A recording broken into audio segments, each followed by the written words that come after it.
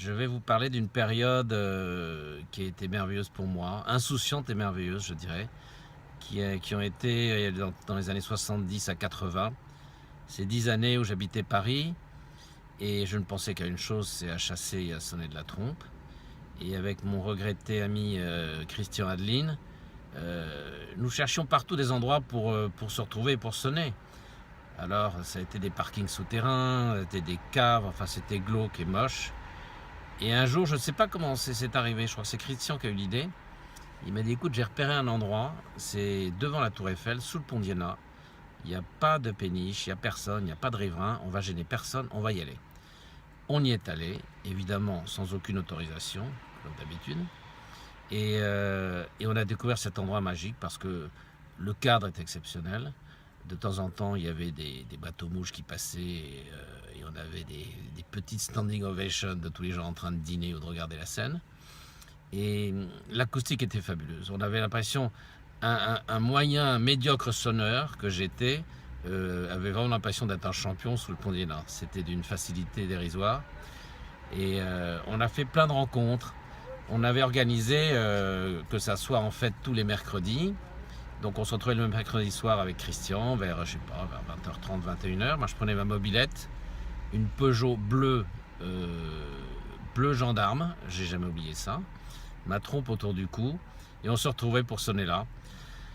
Donc ça a été un moment formidable, je pense qu'on s'est vraiment beaucoup amusé, et il y a eu de plus en plus de monde. On s'est vraiment retrouvés très très nombreux le mercredi soir, on a formé des groupes.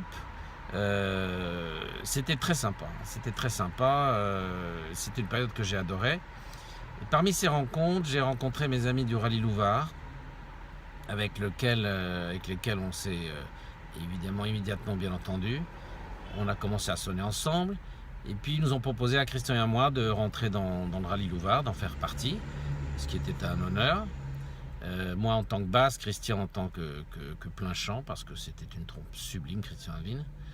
Et on se retrouvait donc sous le pont d'Iéna, et parfois on avait l'occasion d'enregistrer quelques disques. Notamment, j'ai deux souvenirs extraordinaires du Rallye Louvard dont je voudrais vous parler. Ça a été un premier enregistrement que nous avons fait avec Claude Bolling. Je ne me souviens plus exactement de l'endroit où était le studio d'enregistrement, mais peu importe. Donc Claude Bolling, piano, jazz, et nous, trompe de chasse. Et j'ai encore gardé le disque et c'était absolument génial. D'abord, les répétitions étaient très amusantes, pour nous très intéressantes. Claude Bolling était un homme charmant. Il est toujours, je crois qu'il est toujours sur cette terre. Et c'était un artiste, voilà. Donc il nous a appris plein de choses. Il y a une seconde chose que m'a apporté Rallye Louvard, en plus de l'amitié que j'ai eue pour tous ces garçons.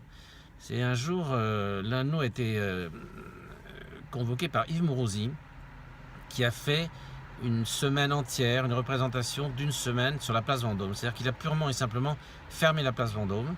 Il a mis 80 cm de terre, on a peine à le croire mais c'est la vérité. Il a mis des tribunes, il y avait presque 30 000 personnes. Et nous étions deux groupes de trompes, le Débuchet de Paris et le Rallye Louvard, dans chaque angle de cette immense scène à Rennes. Et de l'autre côté, il y avait l'Orchestre Philharmonique de Paris.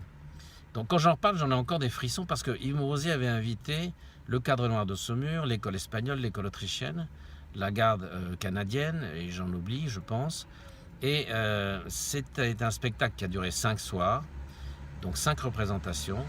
C'était absolument fabuleux. Toute la place était éteinte et subitement, nous démarrions, le Cadre Noir rentrait en scène. Évidemment, c'était la fameuse fanfare du Cadre Noir. Et nous reprenions les deux groupes de trompes, on se répondait en écho entre chaque représentation.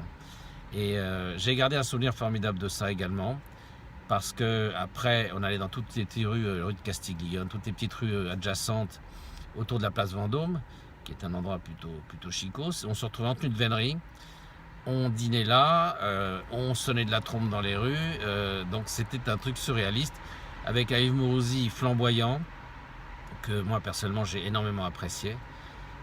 Voilà, je garde des souvenirs merveilleux grâce à la trompe. Donc voilà, je voulais vous parler de ça, du pont d'Iéna, de ce que m'a apporté cette époque.